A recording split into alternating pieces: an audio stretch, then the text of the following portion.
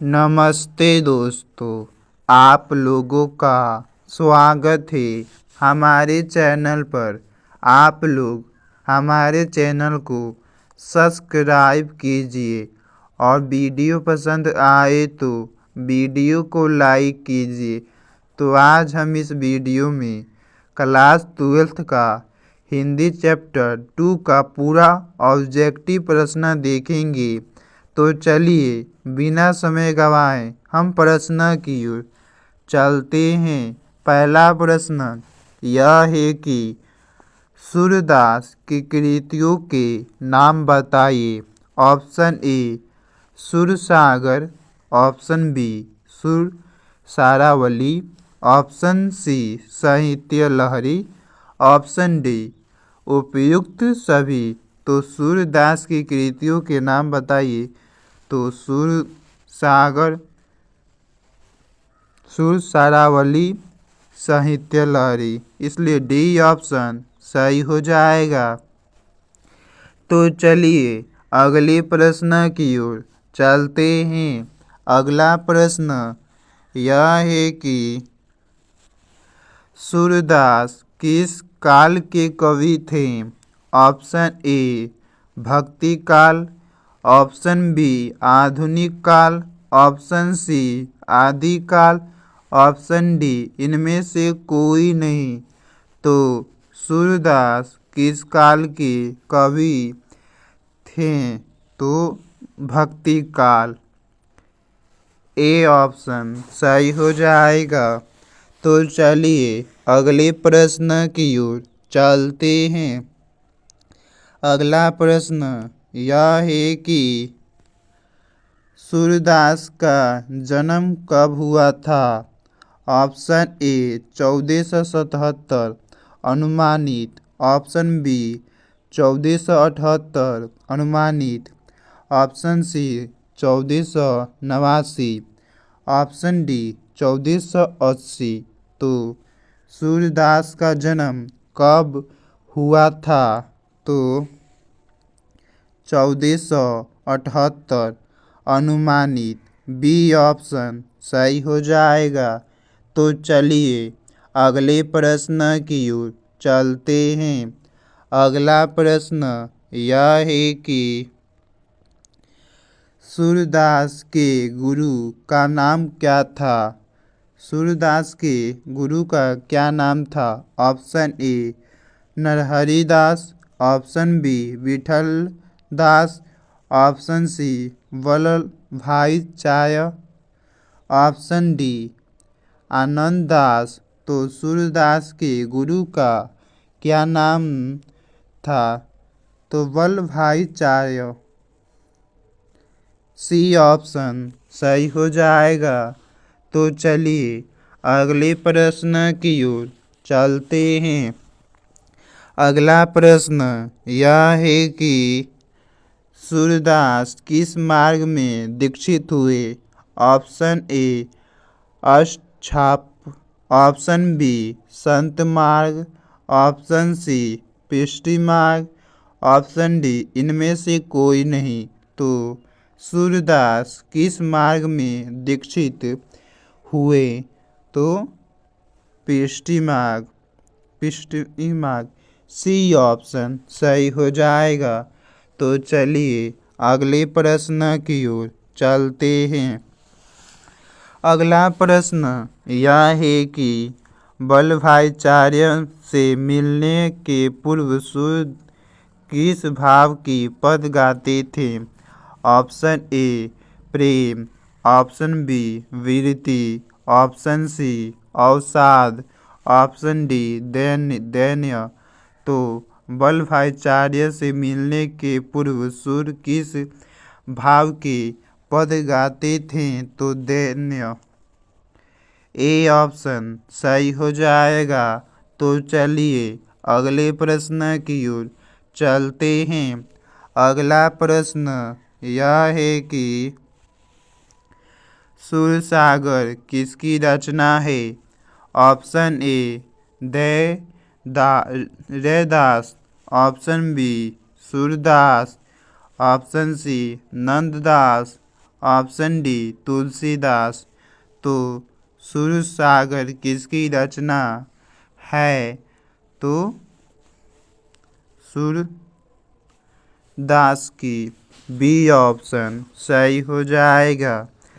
तो चलिए अगले प्रश्न की ओर चलते हैं। अगला प्रश्न यह है कि द्वितीय पद में किस खाद्य पदार्थ का उल्लेख नहीं हुआ है? ऑप्शन ए दही, ऑप्शन बी माखन, ऑप्शन सी मिश्री, ऑप्शन डी अपूप। तो द्वितीय पद में किस खाद्य पदार्थ का उल्लेख नहीं हुआ है? तो अपूप।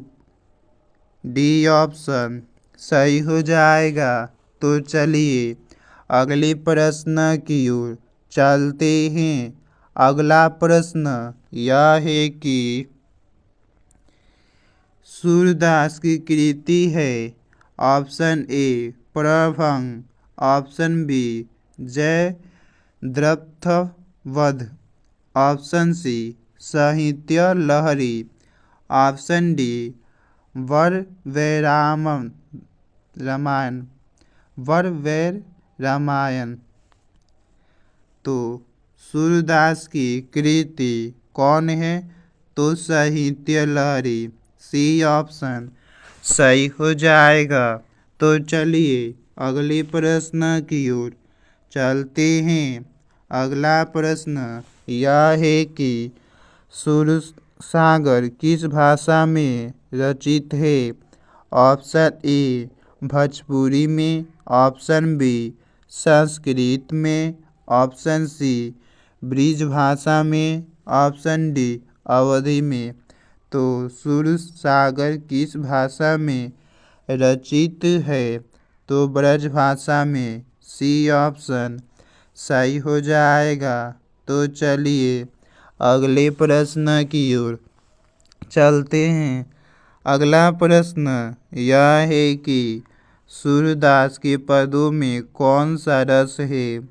ऑप्शन ए श्रृंगार रस, ऑप्शन बी वात्सल्य रस, ऑप्शन सी हास्य रस, ऑप्शन डी रौद्र रस। तो सूरदास के पदों में कौन सा रस है? तो वात्सल्य रस। बी ऑप्शन सही हो जाएगा। तो चलिए अगले प्रश्न की ओर चलते हैं। अगला प्रश्न यह है खाली स्थान को भरना है। यह जो खाली स्थान है इसी को भरना है। प्रश्न यह है सूरदास जब अपने प्रिय विषय का वर्णन शुरू करते तो मानो डैश हाथ जोड़कर उनके पीछे दौरा करते हैं। किसके पीछे दौरा करते हैं? देखिए प्रश्न यह है सूरदास जब अपने प्रिय विषय का वर्णन शुरू करते तो मानो डैश, इसमें क्या भरना है? ये इन चारों में से हाथ जोड़कर उनके पीछे दौरा करता है दौरा करते हैं। ऑप्शन ए छंद शास्त्र, ऑप्शन बी अलंकार शास्त्र, ऑप्शन सी उपमा शास्त्र, ऑप्शन डी रूपक शास्त्र। तो सूरदास जब अपने प्रिय विषय का वर्णन शुरू करते हैं तो मानो डैश हाथ जोड़कर उनके पीछे दौरा करते हैं। तो अलंकार शास्त्र। बी ऑप्शन सही हो जाएगा। तो चलिए अगले प्रश्न की ओर चलते हैं। अगला प्रश्न यह है कि भगवान श्री कृष्ण किस कवि के पूज्य थे? ऑप्शन ए तुलसीदास के, ऑप्शन बी जायसी के, ऑप्शन सी कबीरदास के, ऑप्शन डी सूरदास के। तो भगवान श्री कृष्ण किस कवि के पूज्य थे तो सूरदास के डी ऑप्शन सही हो जाएगा। तो चलिए अगले प्रश्न की ओर चलते हैं।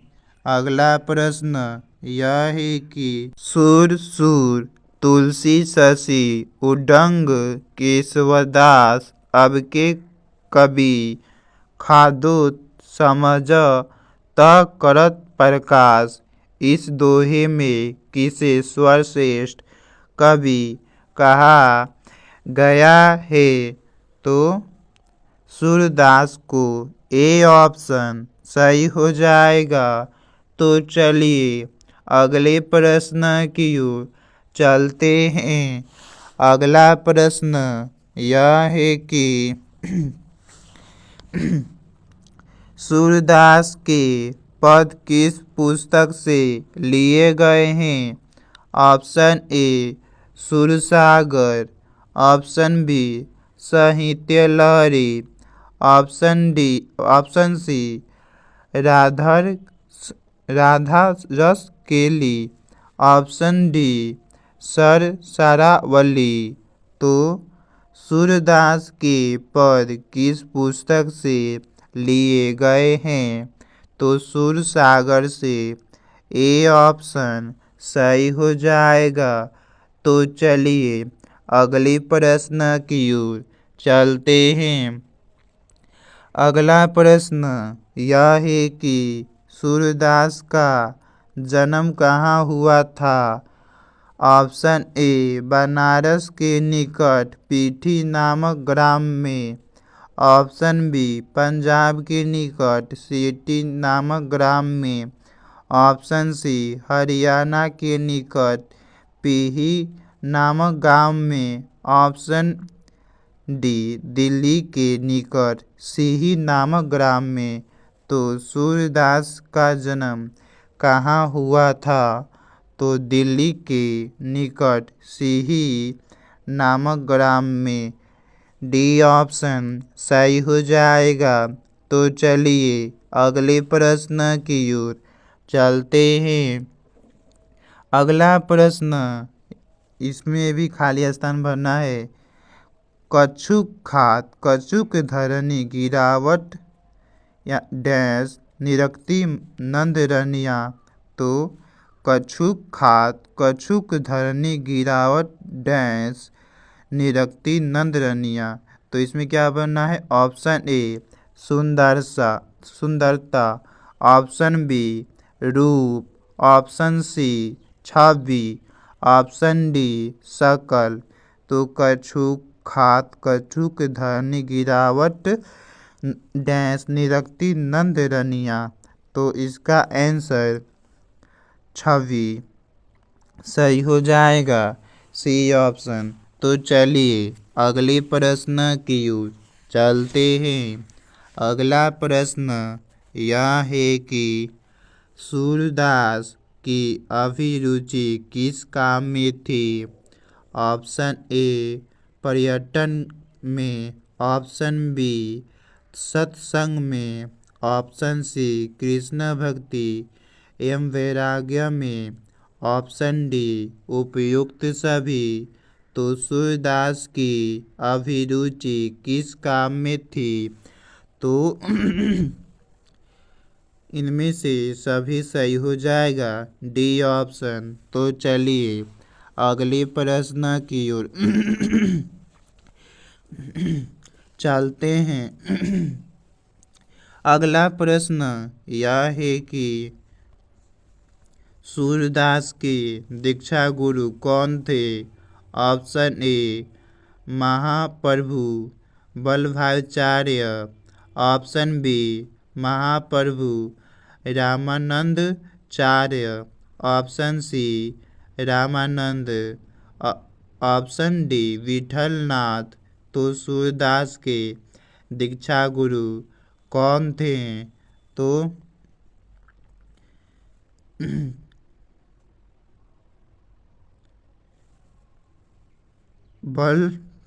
वल्लभाचार्य, ए ऑप्शन सही हो जाएगा। तो चलिए अगले प्रश्न की ओर चलते हैं। अगला प्रश्न यह है कि सूरदास का व्यक्तित्व कैसा था।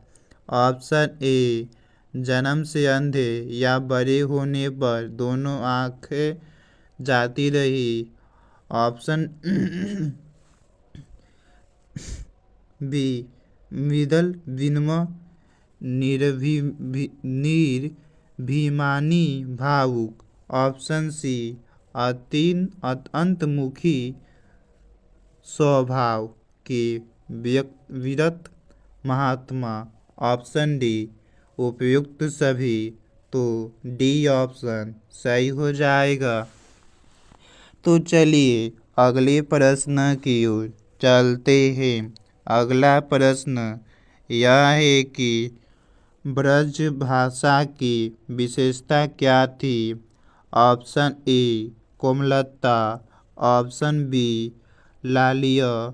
ऑप्शन सी माधुर्य। तो ऑप्शन डी उपयुक्त।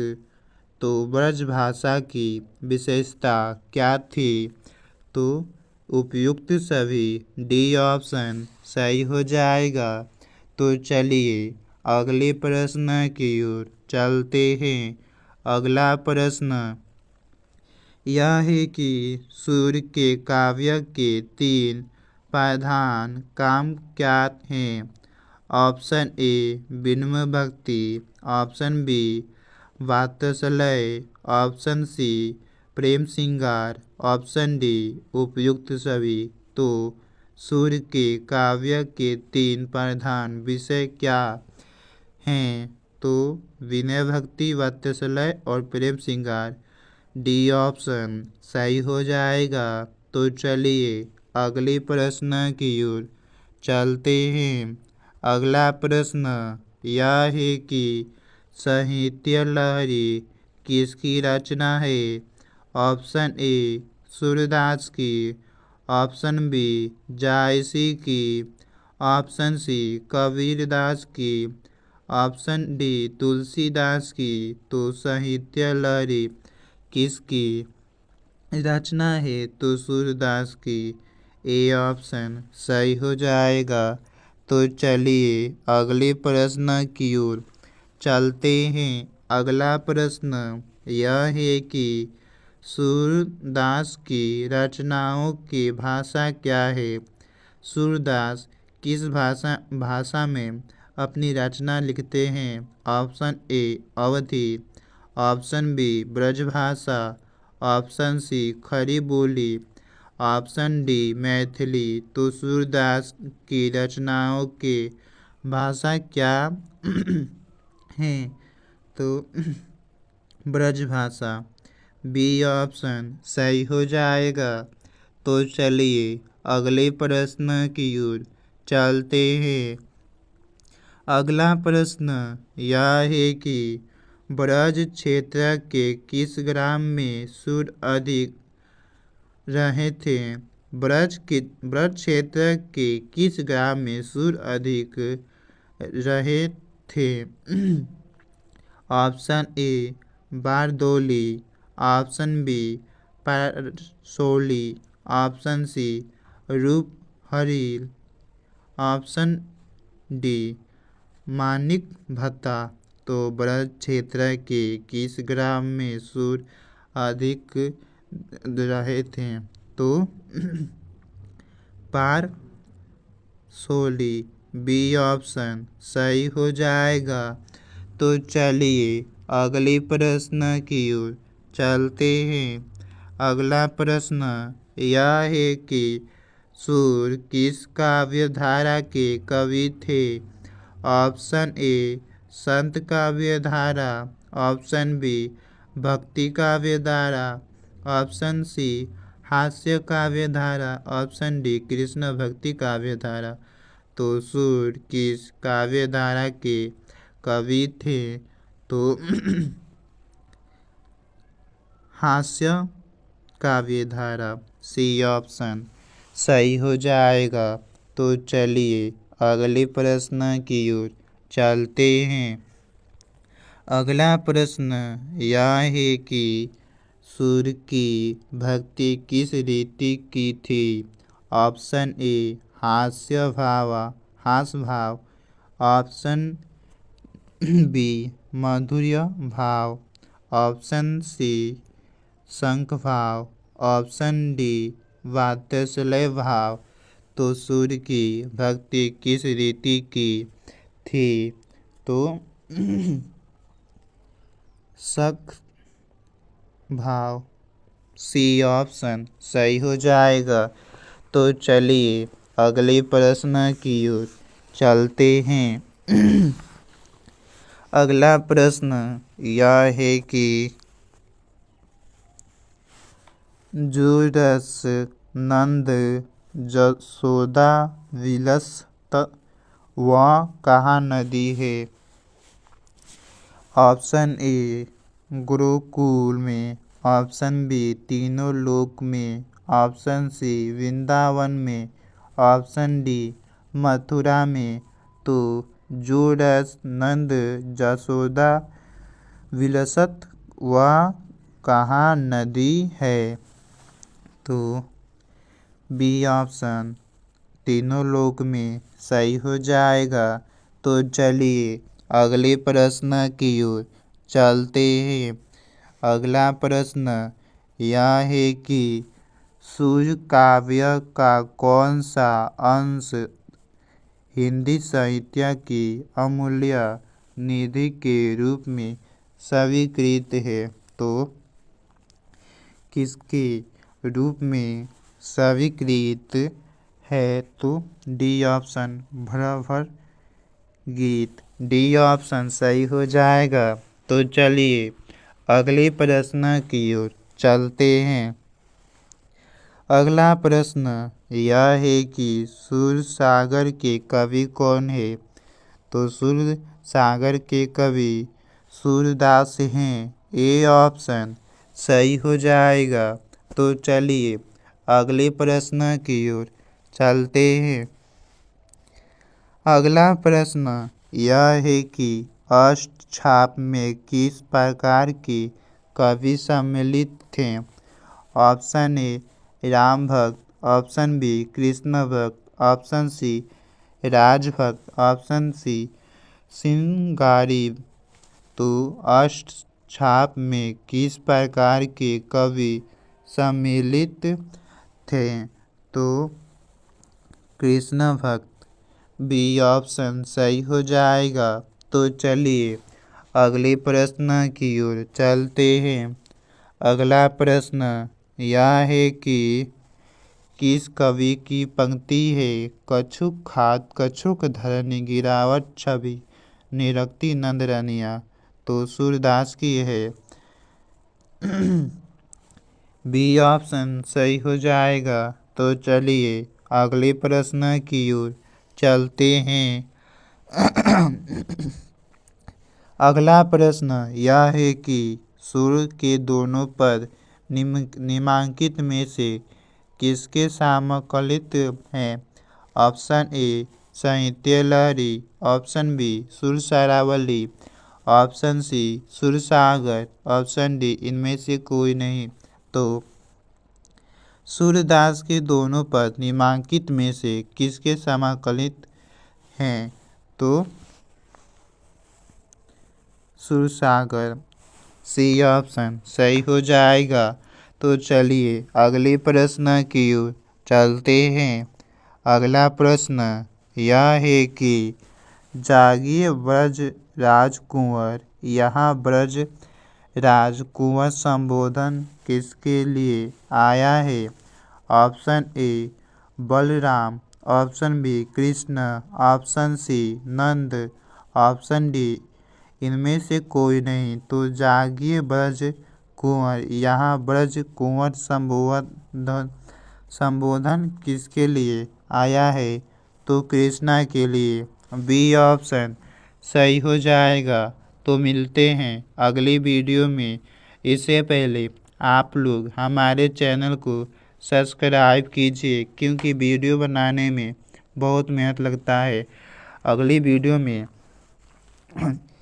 इससे खतरनाक और ऑब्जेक्टिव प्रश्न लाएंगे जो आप परीक्षा में फोड़ कर रख देंगे वैसे प्रश्न लाएंगे।